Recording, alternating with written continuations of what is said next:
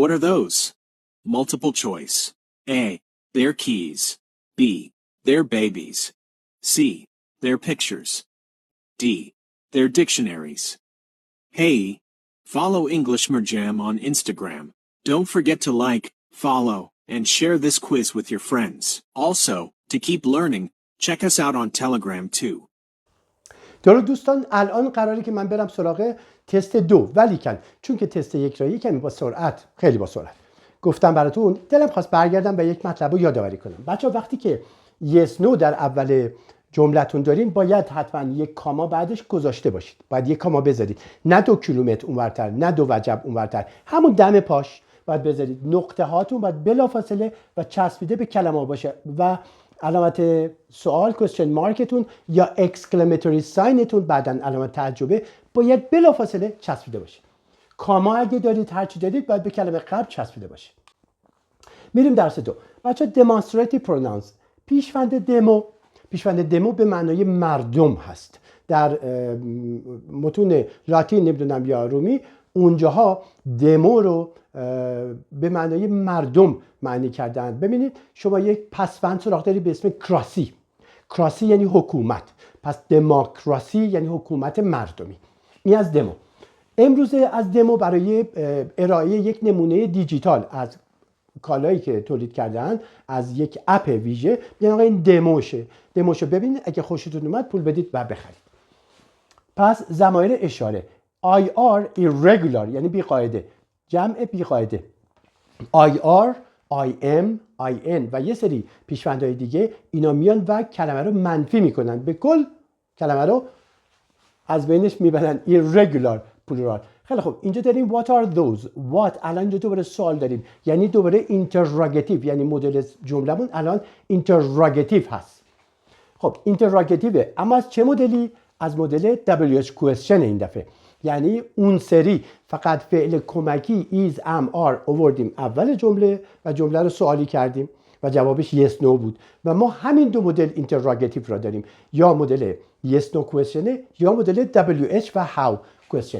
در اینجا چی داریم؟ اینجا فعل داریم، state verb داریم و those داریم که یکی از عوامل demonstrative pronoun هست. خب اینجا داریم their keys. بچه ها ببینید این نقطه پررنگ تره، این نقطه پررنگه ولی این دوتا قرمزه و کوچولیه. چرا اینا اینجوری پررنگ شده؟ حالا بریم میبینیم. their بچه ها their یه دونه possessive adjective هست، یعنی صفت ملکیه. صفت ملکی. بچه صفت ها، نمیدونم صفت ها چقدر اطلاع دارید، من یه کوچولو میگم براتون. بچه صفت ها میتونه صفت ترتیب باشه. صفت ترتیب چه شکلیه؟ به من میگه مرتضی اون کتاب سومی رو بده. خب من میگم 1 2 3 این کتاب سومی. پس صفت ترتیب برای صفتمون یه نوع صفت ترتیب داریم و یه نوع صفتی که داریم صفت شخصی، یه صفتی که ما ذهنی میگیم، مثلا میگه اون کتاب خوشگله رو بده، میگم خب اینا دو تاشون خوشگله به نظر من، ولی اون میگه نه بابا اون که خوشگل تره. یا من صحبت پولدار بودنه، اون میگه آقا عموی من پول داره، دو تا بنز داره، من میگم من دایم که خب دو تا جت جدیدن خریده. و بنابراین اینا صفت‌های شخصیت. بعد صفت‌هایی داریم age, shape, color, size, age, shape, color.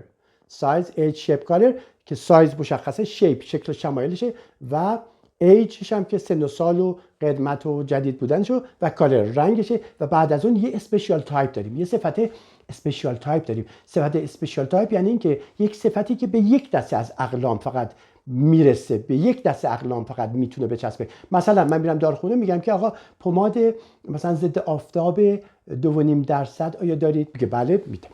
نمیتونم برم دم بنگاه ماشین بگم آقا ببخشید یه بنز کوپه 2.5% میشه به من بدی.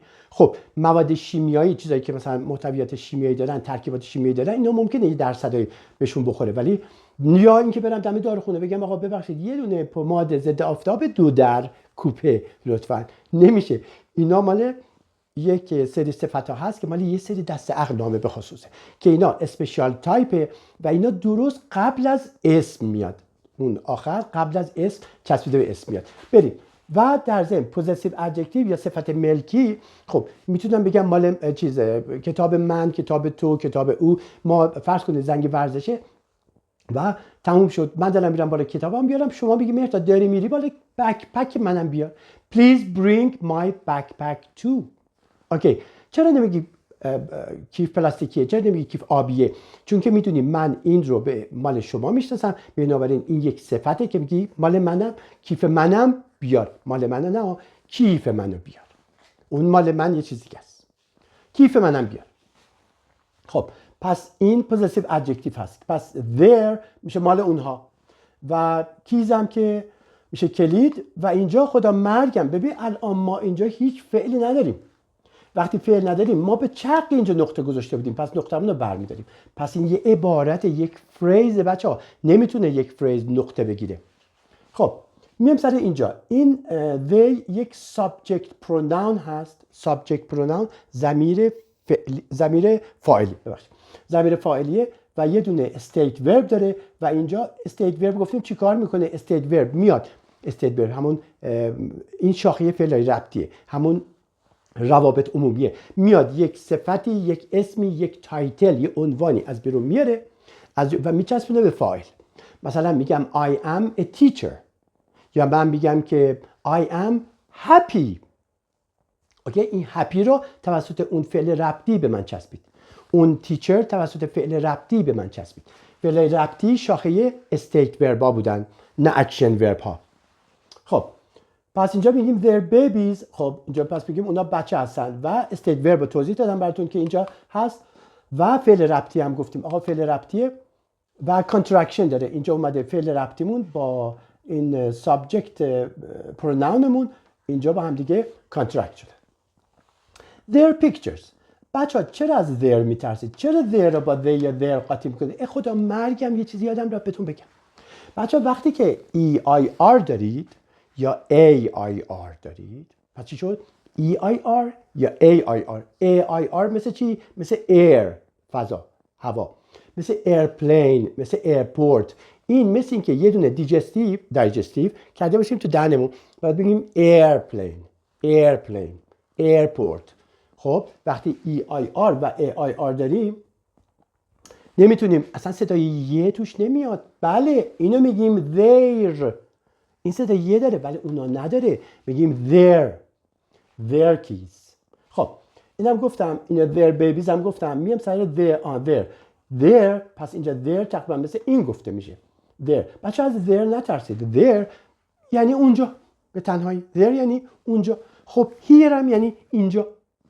ترس نداره، فقط چون بعضی از شماها there رو با is با هم دیگه دیده اید، مهمه اگه there و is رو با هم دیده اید there is نشان دهنده چیه؟ نشان دهنده حضوره، نشان دهنده وجوده. اگه من بگم there is a book on the table، there is a book on the table یعنی یک کتاب رو میز هست. اگر بخواید خونتون رو تعریف کنید، محلت رو تعریف کنید، کشور رو تعریف کنید، همش بخواید بگید این چیزا وجود، اینقدر شهر تو کشور ما هست، اینقدر قصبه توی یا روستا توی استان ما هست، اینقدر محله یا نمیدونم، یا میگم که there is a مثلا grocery store، یه سوپرمارکت، grocery store، بقالی، within WITHIN within در حد فاصله، walking distance در حد چند قدمی of our apartment of our house. پس میگم there is but there is بگید، نمیتونید بگید we have مثلا two supermarkets فلانجا. خب پس there is و there are خیلی هم مهمن ولی اینجا نه، ترسناک نیستن. pictures اومده. خب در اینجا ببین ایوای بر من دوباره فعل نداریم، پس این نقطه هم باید برد رفت، چون اینا عبارته، اینا اصلا فعل نیست. و اینجا داریم their dictionaries. بچه‌ها their dictionaries در اینجا چرا اینجا این مشکل داره؟ به خاطر اینکه وای اگه قبلش بی صدا باشه، موقعی که s یا ed بهش اضافه میشه املاش تغییر میکنه. ببینید الان وای قبلش کانسونانته، ببینید اینجا وای قبلش کانسونانت بوده تغییر کرده به ies، اینجا وای قبلش ای بوده و تغییر نکرده مونده.